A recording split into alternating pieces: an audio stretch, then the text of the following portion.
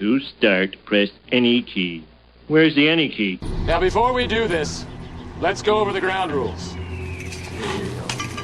Rule number 1. No touching of the hair or face.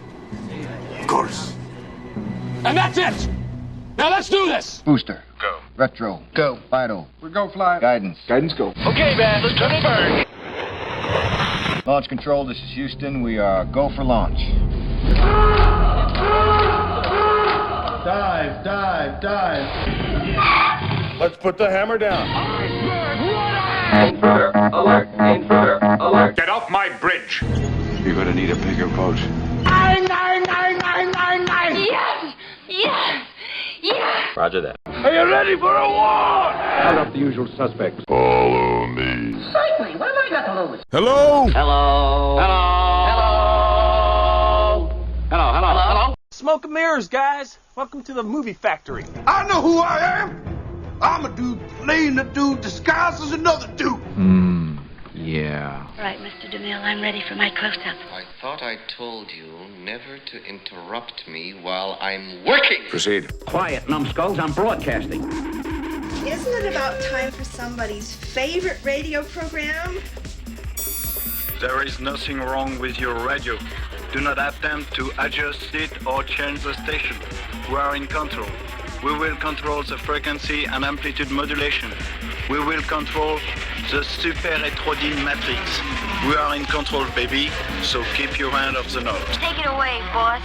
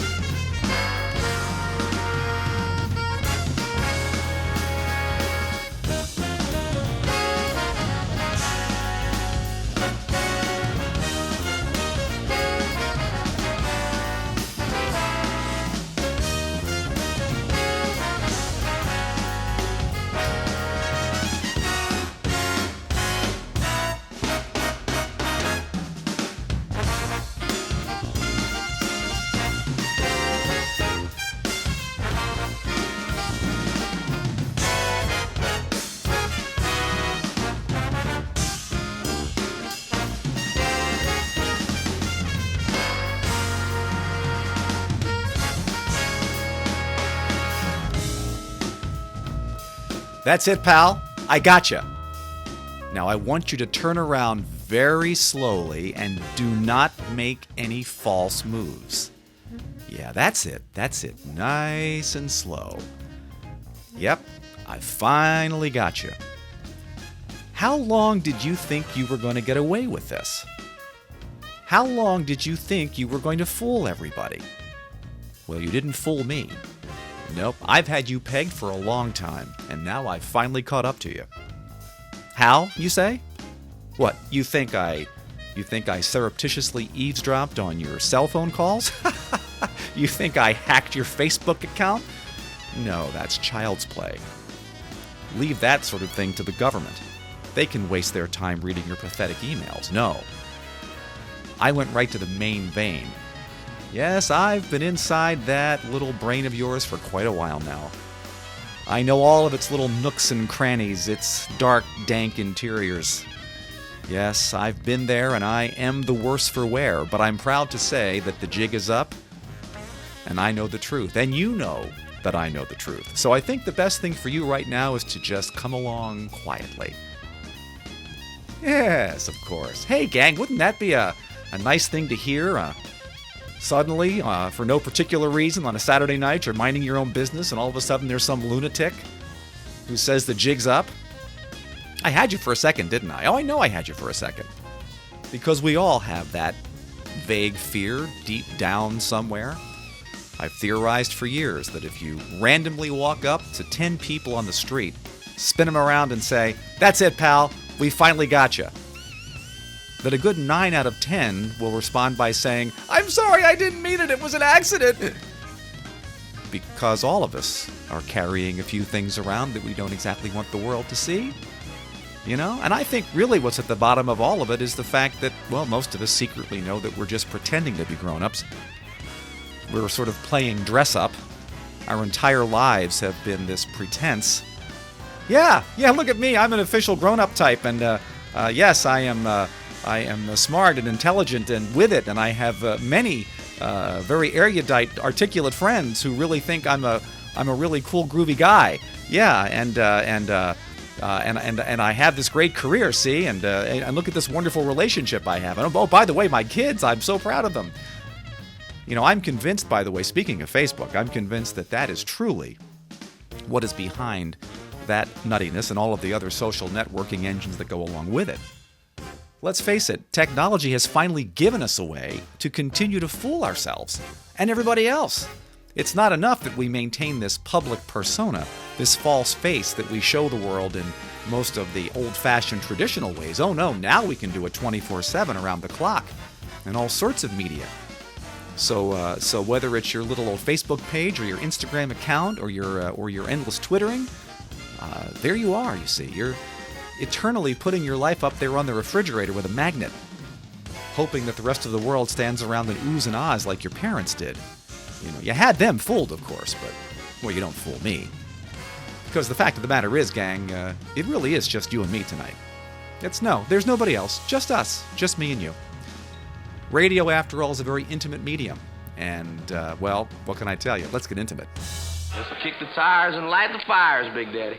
Of course, I mean that in the nicest possible way. That, by the way, is a common experience of people that have been in the radio biz for a while, especially people like myself who talk into the night air endlessly. There are listeners who think that I am talking just to them. And, well, they may not be the most stable mentally. And no, it probably wasn't a good idea for me to feed into their most paranoid fantasies there a couple of minutes ago. But, you know, every now and again, you meet a listener and in a public place, you know, like out there in a Wawa or in the Target, or, you know, you're standing in line there at the Burger King, and all of a sudden they figure out who you are, see, and you strike up this conversation. And they get very offended when you don't really know who they are. You know, they'll say things to you like, "Yeah, it's me, Clarence. Remember, you know, it's Clarence." "Yes, what can I do for you, Clarence?" "You know what? I always knew you was a phony." And that's when you just back away slowly and realize that you are dealing with something that you really just don't want to be dealing with standing in line at Burger King. Anyway, speaking of junk food. Let's have a look at the news, shall we? Because, well, there's some stuff here that I hate to be the bearer of bad tidings, but, well, somebody's got to tell you. It may as well be me. Beijing Genomics Institute, known as BGI to those in the know, scientists there at the Beijing Genomics Institute are closing in on a technology to allow parents to choose from several embryos, the most likely to yield the smartest offspring. London's Daily Mail explained that BGI has identified high potential genes, you see. They can apparently map high potential genes for math. So they can figure out who the math geniuses are. They can map out high potential genes for musical talent. So ultimately, the point here is, you see, that researchers can search through a variety of embryos and they'll figure out which one might be better than the other. Now, one researcher there in China acknowledged the controversial nature of the work, especially in the West, but he added, that's not the case in China. The parental price tag on finding the smartest kid is rather expensive, but apparently a lot less than upgrading the average kid by a Harvard or even a private prep school. Yeah, that's a disconcerting story from beginning to end, and I'm not going to comment any further. Oh, this one though is painful, gang. This one brings back, I'm not going to tell the entire story tonight, but this one brings back a real bad memory. Musician Bujima Razgui. That's his name. Bujima Razgui. Look, they just print them and I read them. Anyway, Bujima Razgui had a horrible thing happen to him. he lost 13 handmade flutes. These are 13 handmade flutes that he played professionally. He arrived in New York City from Madrid with the 13 woodwinds in his checked luggage. He was shocked to discover that U.S. Customs had destroyed them without notice because wood is a restricted agricultural product. The not-so-sophisticated agents, clearly, embryos that had no musical talent, they apparently regarded them as mere pieces of bamboo. I feel your pain there, Ranjui, my brother. My mother had a lot in common with those unsophisticated customs agents. I'll never forget, I came home from college one time, and my mother announces to me, "Oh, I cleaned your room while you were gone." That always strikes fear into the heart of any kid type, because even if you're not living there, there's stuff in that room you don't want anybody to necessarily see or, quote, clean. By the way, the act of cleaning someone's room has been used for many years as a cover for all kinds of snooping and surveillance. Well, it wasn't that she found anything illicit. It was worse. I went in there and I looked up on my shelves and all my ship models were gone. Not to mention a couple of really cool airplane models that I built when I was 12. I said, "Ma, what happened to my models?" "Oh, those old toys, they were just gathering dust. I threw them away." Clearly, old Mom had no appreciation for the many painstaking hours I spent carefully constructing the rigging on the Flying Dutchman with a pair of tweezers and a very fine grade of thread. Not to mention all the fun I had breathing in the plastic glue and paint fumes. Ah, well, didn't miss those brain cells anyway. Americans who have grown accustomed to hearing that the U.S. is militarily without peer might be shocked to learn that America has, quote, practically zero capability, unquote, either to detect enemy cruise missiles fired at Washington, D.C. from offshore, or even worse, to defend against them. The Pentagon's interim makeshift solution is to protect the U.S. Capitol by launching 2 blimps to float 2 miles up over a base in Maryland to try and spot any such missiles. You see, I always knew that dirigibles would come back. I knew that unfortunate incident with the Hindenburg was just a mere glitch in that technology, and if you waited long enough, I should have invested in that. Anyway, Oregon inmate Sinjarno Clardy, 26, filed a handwritten $100 million... What? His name is Sinjarno Clardy. That's what... Here, look, that's how it's spelled. Come look at it. It's right there. See? S-I, that's how it's pronounced. Sinjarno Clardy. No, I don't know why everybody in these news stories has funny names. I have no idea why there are no Frank Smiths or Doris Schwartzes in the bunch. I don't make the stuff up. I only read it. Anyway, Oregon inmate Sinjarno Clardy, 26, filed a handwritten $100 million lawsuit in January against Nike for the way it marketed its Air Jordans. Clardy, a convicted, can I say pimp on the air? Will somebody please call the FCC? A convicted purveyor of the intimacy trade. How's that? Received an enhanced penalty, you see, for using a dangerous weapon to maim the face of a customer. In other words, he stomped and kicked the man after accusing him of skipping out on a payment. The dangerous weapon, according to the court, was his shoe. So Clardy says Nike bears at least some responsibility for his incarceration because it failed to label the shoe a dangerous weapon. I've known many dangerous weapons in my time, and none of them, by the way, are properly labeled. Joseph Torres, 27, was at home in Las Cruces, New Mexico on New Year's Day with his fiancée and his young son when 4 men barged in.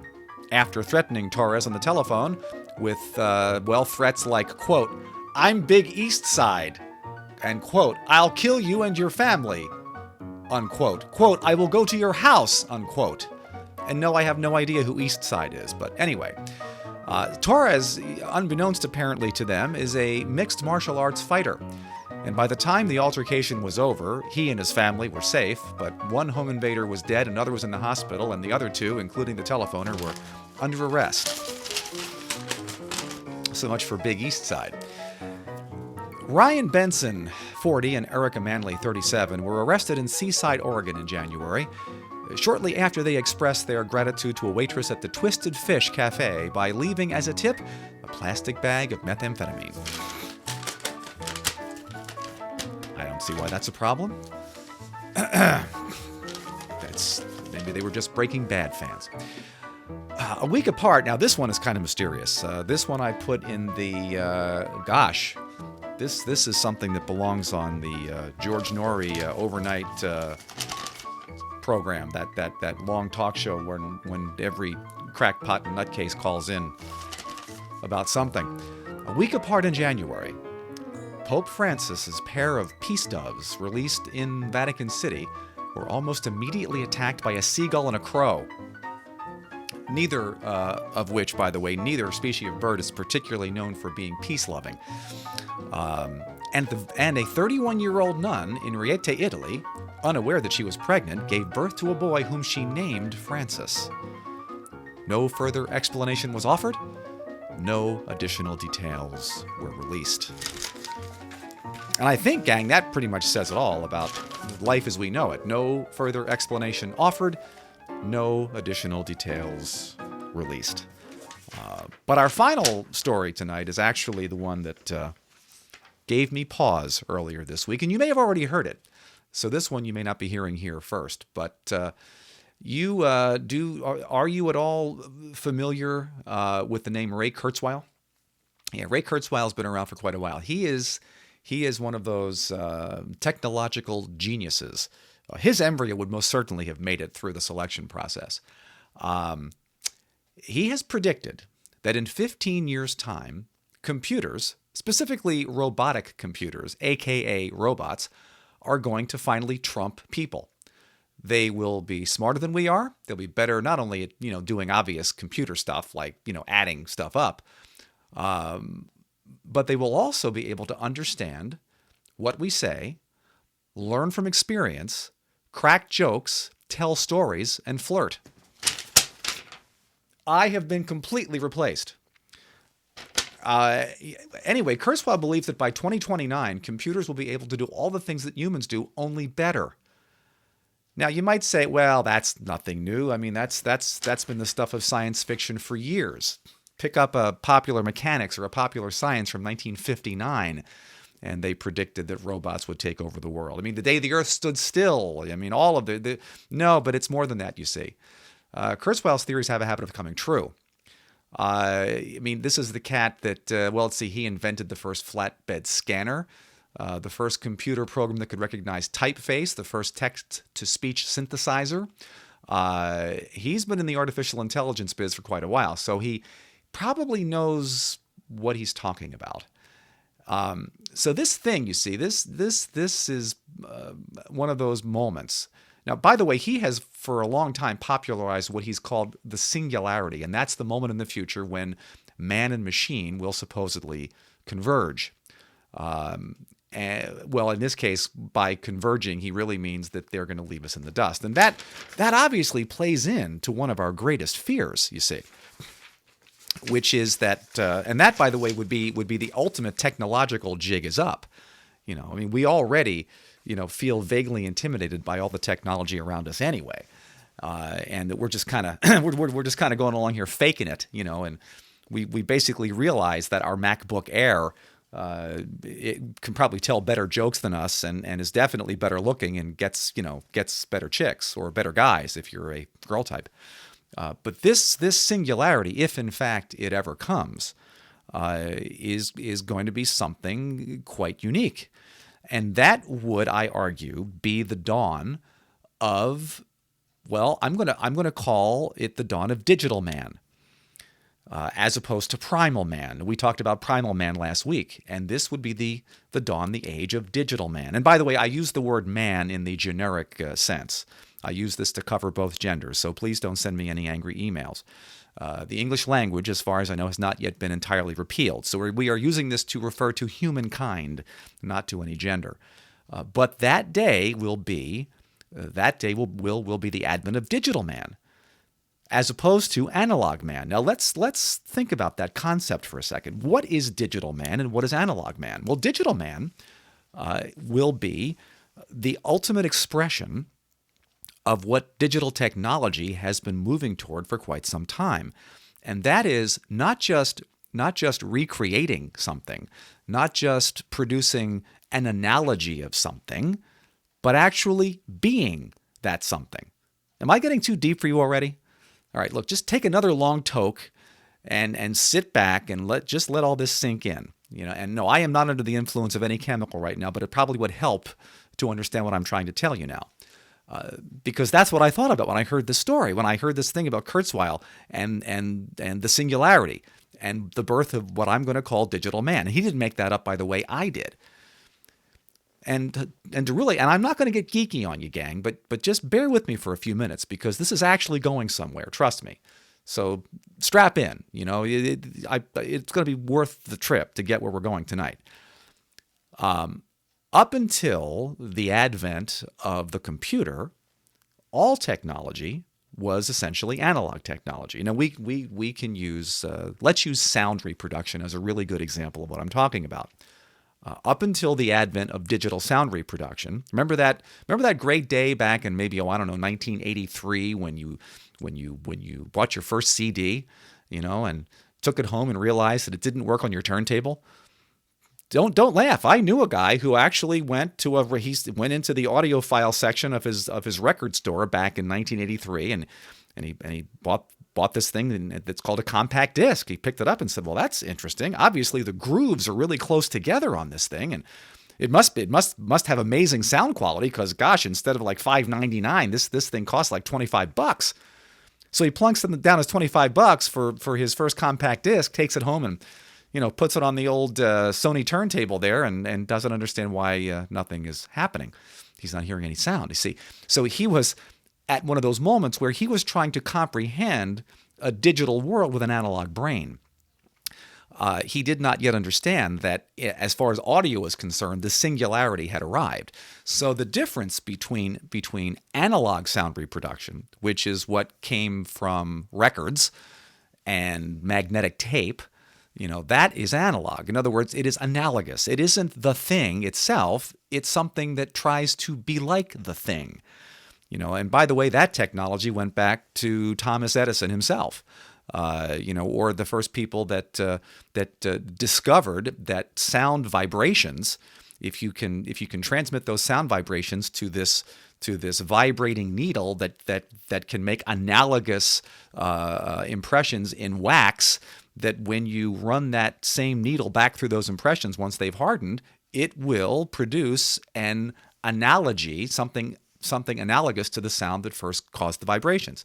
And really, if you understand that, that's all you need to know to understand analog audio. Everything else was just a variation on a theme, you see.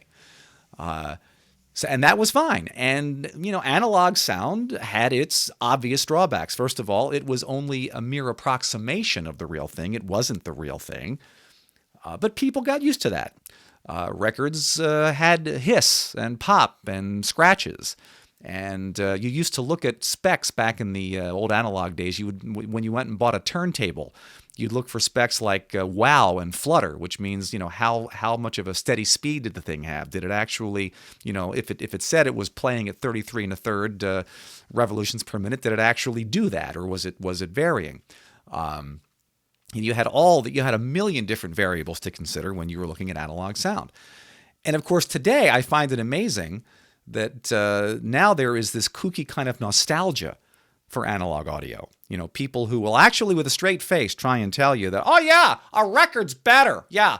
I still have my turntable, and actually now some bands are going back and pressing vinyl LPs again. And maybe you're one of them. Maybe you really think that it sounds better, and I would like to pat you on the head and say, aren't you pretty? Trust me, gang, it does not sound better. It sounds different.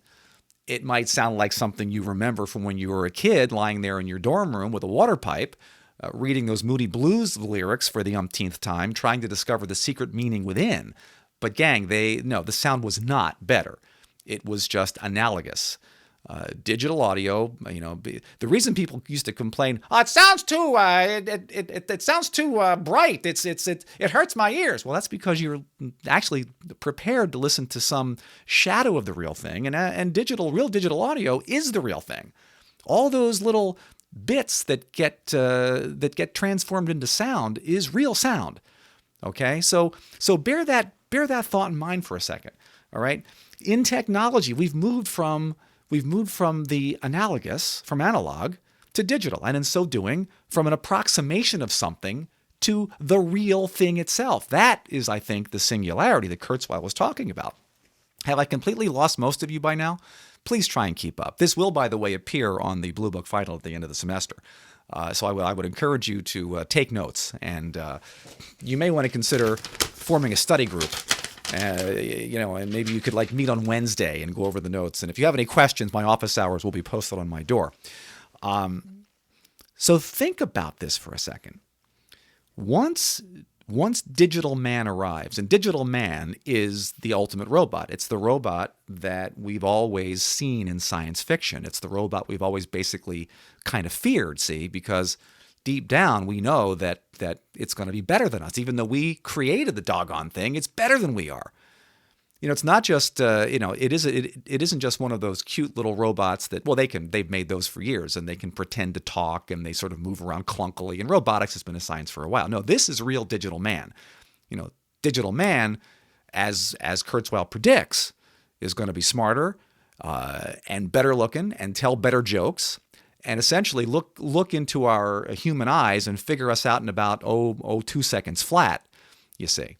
And well, heck, the computer Jason is already beating contestants on Jeopardy.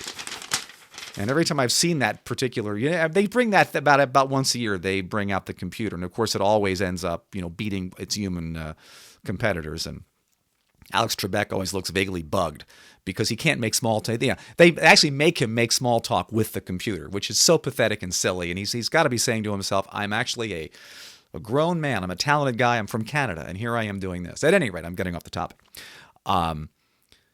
Once we have achieved Digital Man, then we are really going to be brought face to face with the fact that all the rest of us are analog man. We are really only approximations of the thing that we want to be. We're not digital. We're pretending to be something cool. But maybe when the chips are down, it's not real. This deja vu feeling, I know quite well. The psychic confusion is living hell. A cosmic connection with someone somewhere. It's coming from your direction. I swear, I swear. And I've been running all this time, and I'm running out of places to go. And I am oh so sick and tired of every face that I know. Everything I do, everything I say, everything in my head, everything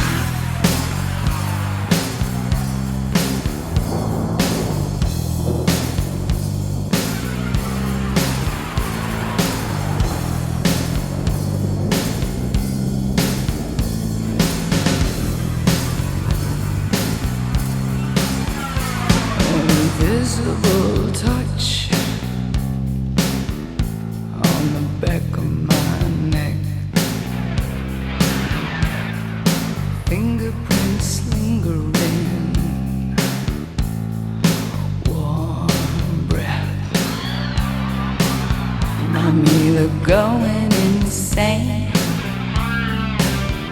Oh, I'm a human wire, receiving a signal.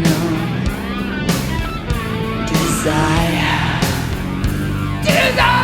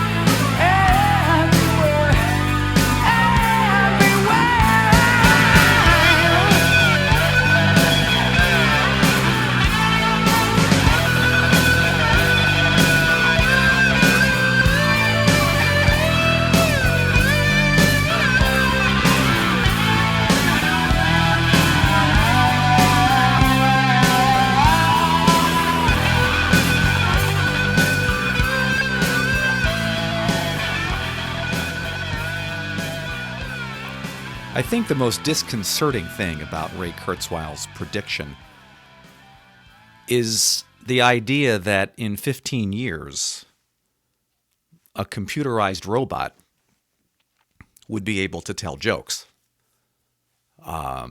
Jokes are something that we like to think of as being particularly human and reserved to us analogous biological types. Although I suspect, the more I reflect on it, I suspect that maybe that might not be as much of an advance as it initially appears to be when you first look at it. Because the act of telling a joke is actually a fairly mechanical thing. It really is just a matter of kind of knowing where the punchline is, knowing how to do the build-up, knowing when to leave the pause, and knowing when to do the big reveal at the end, and possibly even including the rim shot. The ability to tell a joke is a lot different, by the way, than the ability to write one. That's a whole different thing. Humor has nothing to do really with telling jokes. Humor is a much more subtle activity. If they actually create a digital man that can deal in humor, then our goose is cooked as a human race. We may just as well go ahead and take the Jim Jones solution and start making the green Kool-Aid man, because it's all over. So I'm gonna hold out for the possibility that a robot computer type that can actually deal in humor is still a ways off. because then I seriously will have been completely replaced. Because I can't tell jokes. I'm lousy at telling jokes. I'm not even any good at writing jokes. However, a lot of what I deal in here on this show and on the stage and other places has been often loosely classified as humor. I know maybe very loosely classified as humor, but it's not about jokes. It is instead, I think, about the absurd. It is instead, I think, a finely developed taste for not just the pratfall, but for the human frailty and dumbness behind the pratfall. Anyway, we're really going off on a tangent now, but one last point on this. I think that we don't even have to wait 15 years. I would argue that probably any half-bright computer right now today could probably have a half-successful career as a stand-up comic. You could hook up a computer with a joke-telling program and some mediocre material to a set of speakers, and stick it in front of a half-drunk crowd at one of those gazillion comedy clubs that have sprung up like fungus, like kudzu all over the country. They all have great names, like the Wacky Shack and Side Splitters and Yuck Yucks. And any moron that has the what's to stand in front of the microphone will offer you his or her unique and sardonic take on life, which is usually just a bunch of really bad jokes strung together, and of course a lot of use of all kinds of language which used to be considered oh so shocking. It's amazing to me. I think if Lenny Bruce was alive today, he would probably shake his head and go, "It's not funny anymore." At any rate. I have really gotten off topic here. So let's try to gradually wend our way back to the premise of this evening's lecture, which is the difference between digital man and analog man. I would argue that it's really not just a matter of technology. I think it's a matter of the human condition. I think we are all analog men. I think we all fall far short of the image that we project on a daily basis. That is, after all, the root of human insecurity. There may be a few people in this world, and they probably exist, and they are either, there may be a few people who exist who actually believe their own hype completely, and who maybe somehow live up to it. I would imagine that would account for, maybe 1% of the population. And 3/4 of that 1% could probably be easily classified as psychopaths or sociopaths, and the other ones are, truly at the far end of the gene pool. And if the Chinese find one of those embryos, they'd better start replicating them in a big hurry, because we're going to need them when Digital Man shows up in 15 years. So this idea that we're all analogous to what we want to be is very common to the human condition. We all know that we're not really as cool and groovy as we wish we were. And of course, we all learn that at different times and in different ways. One of my earliest and most traumatic lessons, and it had nothing to do with me, by the way, it had to do with watching what somebody else went through, happened in one of my earliest crummy radio jobs. And of course, that's kind of an oxymoron. A crummy radio job, a radio job by definition is a crummy job. At least it was when I had them. And I had a bunch of them. And I know people say, how could you possibly have had all those jobs? You keep telling these stories. Well, I'm telling you guys, talk to anybody that spent any time in radio. The average life expectancy, at least back in the day when they actually hired people to do radio before everything was taken over by laptop computers. And I can't speak too loudly because the automation here at this station might hear me, and, well, I don't trust it. Before radio stations were completely taken over by computer programs and laptops, when they needed real human beings to talk into the microphone and spin records and read news, it still was a terrible paying job, because unless you were in a major market somewhere, the amount of money that any station could generate by selling 30-second spots to Clarence's Grocery on the corner really didn't generate the big bucks, if you know what I'm saying. And by the way, it still doesn't. But so early in my career, when I was aspiring to a life in radio, to a life in front of and behind the microphone. I took a series of awful, barely minimum wage gigs at one crappy radio station after another all over the great fruited plain. And one in particular, it wasn't the first job I ever had. It might have been the third or the fourth. Actually, after a while, you begin to lose count. It was W something, something, something. And I'm not going to mention the name of the town because, well, the people in the story may still be alive, and I have no desire to cause them any more pain or anguish than they already had to live through way back then. So we're going to keep it kind of anonymous, okay, gang? It's just kind of between us. We're just not going to name names here tonight because there's no need to name names. We have no need to inflict unnecessary pain on people. So I'm like 22, see, and by the time I'm 22, I am already an experienced media maven. I mean, by the time I'm 22, I've been writing for newspapers and I've been on the air at various stations because of course I started doing this when I was like 15 years old. You know, I actually had my first piece published at 15. So I had been a newspaper reporter, a stringer as they used to call us back in the day, and a fill-in announcer and somebody who would come in and do weekends at W something something something for $1.25 an hour. I've been doing this, since I began to sprout facial hair and since my voice, went below the octave range of a mezzo-soprano. So by the time I'm 22, see, I consider myself this weazened man of the world, this battle-scarred veteran. Little did I know I still had lessons aplenty to learn. So I'm working at this station, see. So I'm working at this really crummy radio station, see. It may in fact have been the worst radio station I ever worked at. And that, my friends, is quite a distinction. Again, I'm not going to name call letters here, but it just suffice it to say it was W something something something, and it was in central Pennsylvania. And it was a 500-watt AM station. Now, for the technically unwashed, let me explain to you. And first of all, half of you probably don't even know what AM is, but I'm not going to do that again. We've already had that lesson. It was this 500-watt AM station.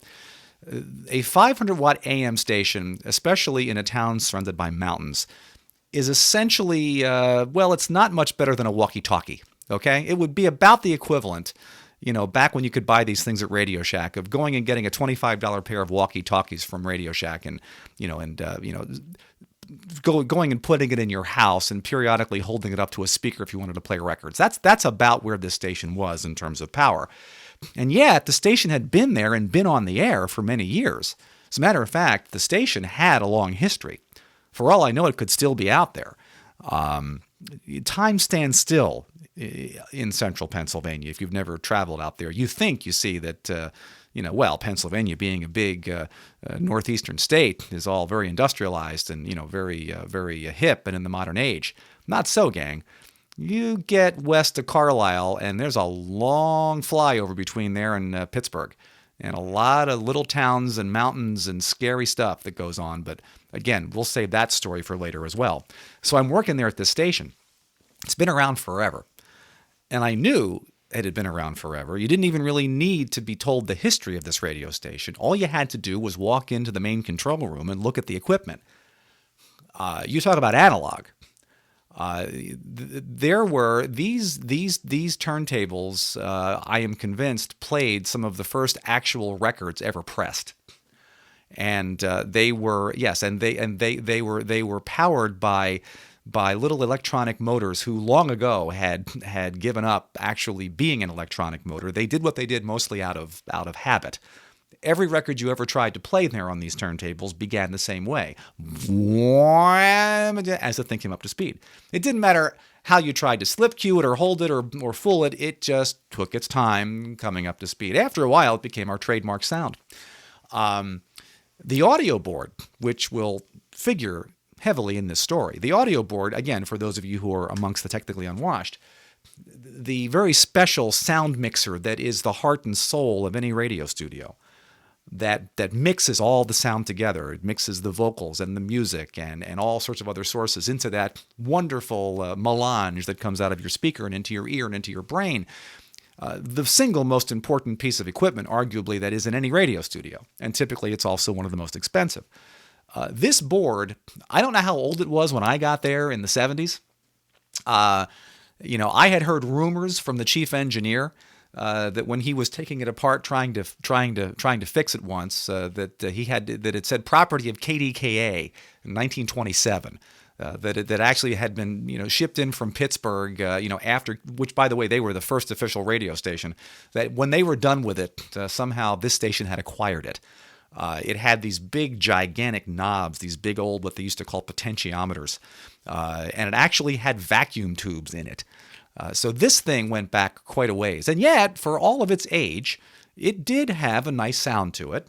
Those of you who are LP record buffs would probably have said, "Oh yes, it has that warm analog sound." You see, yeah, it just had a lot of hum and it would occasionally make strange crackling noises. But that hardly mattered, you see, because when you're putting 500 screaming AM watts out into the atmosphere, you're basically competing with the police calls.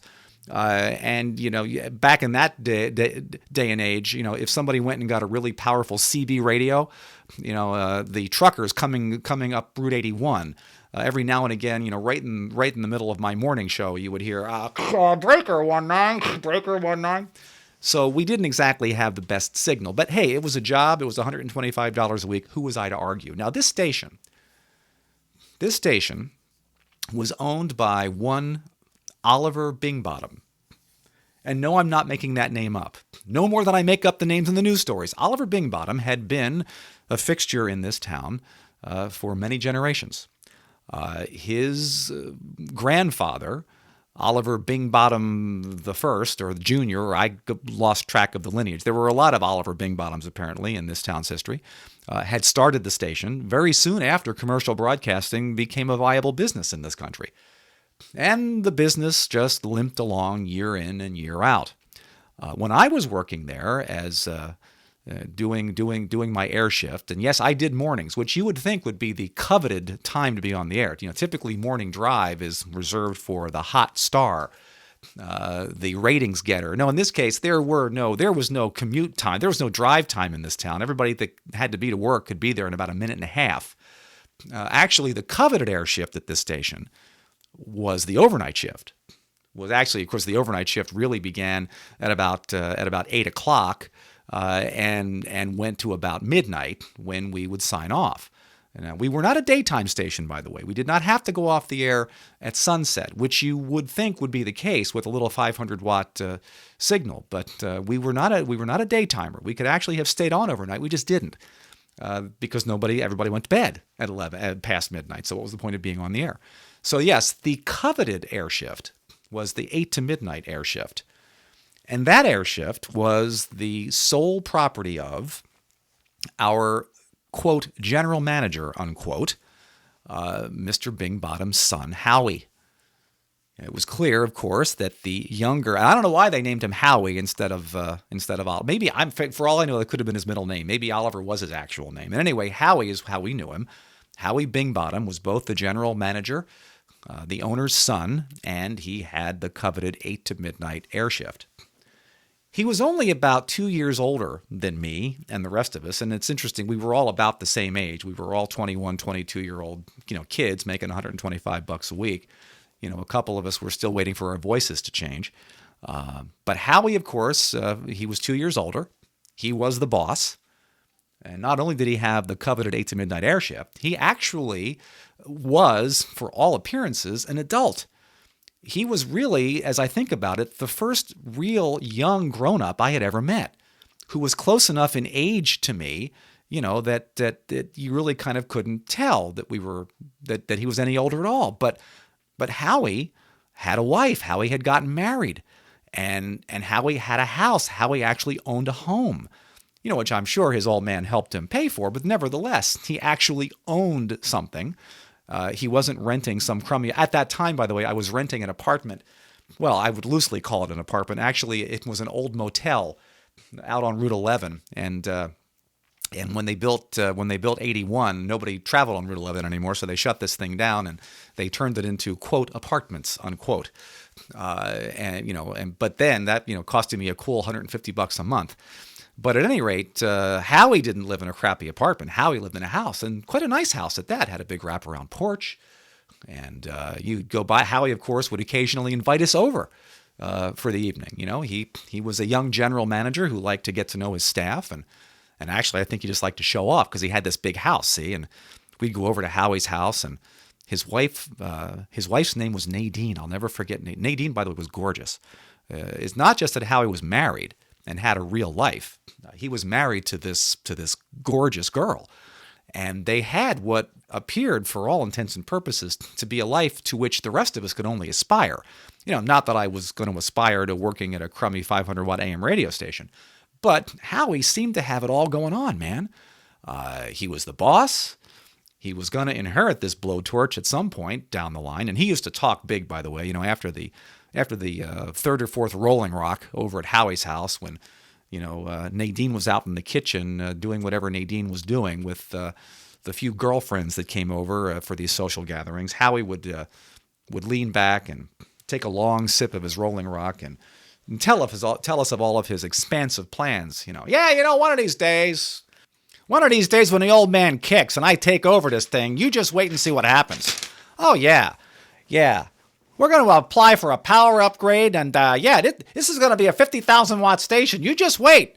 Yeah, you guys ought to stick around. Yeah. Yeah, I'm thinking to myself, sure, Howie, I'm going to stick around waiting for this to become a 50,000-watt station. But whether or not Howie was just being expansive after his fourth Rolling Rock and whether he actually believed he was going to do all these things, he at least was in a position at that point in his life to say stuff like that. The rest of us that were living in the crummy apartments that were former motels on Route 11, driving our 1970s vintage Ford Mavericks that we couldn't really make the payments on, and wondering what in the name of all that's holy we're going to do with our lives, we weren't even in a position to have these kinds of conversations. So you see, to us, for all of his bluster and bravado, to us, Howie was, he was about as close to the coming digital man as I had ever encountered up to that point, you see. And he engendered amongst the rest of us a kind of a grudging respect. Howie was, by all appearances, one of the embryos the Chinese would definitely have kept. Anyway, I'm there, working at this crummy station, listening to Howie bluster on about his future plans and secretly lusting after Nadine, the hot wife, and all the while also trying to figure out a way to get the hell out of this place. But you wouldn't have known that to hear me on the radio. I would come in every morning, and I actually signed the station on the air at 5 a.m. Used to bring that big old 500-watt transmitter out of its slumber, power up those four big vacuum volt tubes and listen to its lovely hum as it struggled back to life. I would throw the switch on the old console there, the old audio board that was first used at KDKA back in the 20s, possibly to deliver the Cox-Harding presidential election results. I'd go ahead and crank up our two aging, wheezing turntables, and I'd go get the national anthem, and I'd put it out there, and we would get ready for the time when I actually threw the switch and brought this big blowtorch to life. Of course, we'd play the national anthem, and always began the same way. Whoa, say can you? So I'm coming in every morning doing that, and I actually did take pride in the show that I did. I actually tried to pretend that I was a professional broadcaster, and I tried to pretend that I was working at a real radio station. I actually have some extant tapes of those days. One of these days, when I've had 5 Rolling Rocks, maybe I'll bring them in and play them for you. So anyway, one momentous day, I come to the station like I always do, pull my 1970 Ford Maverick into the parking lot there and take out the keys. I put on the lights, fire up that big 500-watt transmitter, go into the main control room, and I go to throw the toggle switch on top of the audio console, and I throw it, and as soon as I do, there's an immediate pop Never a good sound to hear coming out of an audio board or anything else electrical for that matter. And immediately, blue smoke is oozing out of every crack, and little flames are beginning to lick up the side of it. So I lunge for the wall, pull out the plug, and I stand there stupidly for a second staring at it. My entire world has just come to a screeching halt. Without that audio board, without that console, I can't sign the station on the air. By now, I'm in full-fledged panic mode. I know I didn't do anything wrong, but I immediately assume somehow I'm going to get blamed for it, and I can't imagine how long it's going to take me at $125 a week to pay to have this old boat anchor either fixed or replaced. I go to the phone, and I call Howie. No answer. I call Howie 3 times. No answer. Now what am I going to do? So the next thing I do, with hand really trembling now, is pick up the phone to call the old man, to call Oliver Bingbottom himself, because Bingbottom listened every morning, and if that station didn't go on the air, he was going to erupt. So I call him on the phone, and of course he answers the phone like anybody named Oliver Bingbottom would answer the phone. Hello? Mr. Bingbottom, sir? And I tell him what happened, see? And of course he asks the logical question, well, why didn't you call Howie? Well, I did, sir. There was no answer. At this point, there's a long pause.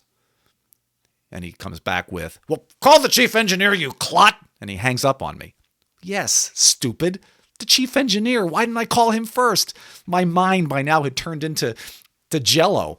So I pick up the phone, and this time I call Frank, the chief engineer, who, by the way, was 107 years old and came along with the audio board and the transmitter. And so Frank finally finds his way out there. His old pickup truck rumbles into the parking lot, and he comes in his overalls that he wore all the time. He had one pair that he had pressed for Sundays. Other than that, this is all the man ever wore or had worn since he was 12. And he takes his toolbox there, and he takes the back off of it, and he gets this very quizzical look on his face. And he starts to sniff. He says, that's red wine. I said, what? Sure enough. He beckons me to come behind the console, and sure enough, the whole inside of the console is full of red wine, like cheap, rotten Manischewitz screw cap red wine. I hadn't noticed the smell before then, but he was right. That's why the audio board cooked. That's why it fried. Well, this became a major scandal. It didn't take a detective long to close the loop around the suspects. The last person that had been in that studio before me, and they sure as heck couldn't pin it on me, because even to this day, the smell of cheap Manischewitz makes me retch. The last person that had been there was Howie, doing the 8 to midnight shift. Well, finally, the story got out, see, that Howie had been there last night, that previous night, doing his show, but he wasn't alone. He had his girlfriend with him, and they were sipping the Manischewitz screw cap red wine when suddenly Nadine burst in. And it did not go well, and by the time the altercation was over, well, a half gallon of the cheap red wine had been unceremoniously dumped onto the console, and, well, Howie, a few days later, was dumped right along with it. I never saw Howie again. None of us did. Howie didn't come back to the station, and as far as I know, he left town altogether. A few days later, a guy named Al from some station in Youngstown, Ohio, showed up to be the new general manager. I didn't last much longer than that myself. Pretty soon, I moved on to my next crummy $125 a week job at a station called W something something something. But I realized that Howie wasn't what he claimed to be any more than I was. He was just analogous to the real thing. And maybe the real singularity, Ray Kurzweil, will happen in 15 years when this digital man, this perfect robot computer, becomes so sophisticated that he too realizes that he's just faking it. Then, in fact, the machine and the man will have truly become one. And God help us after that.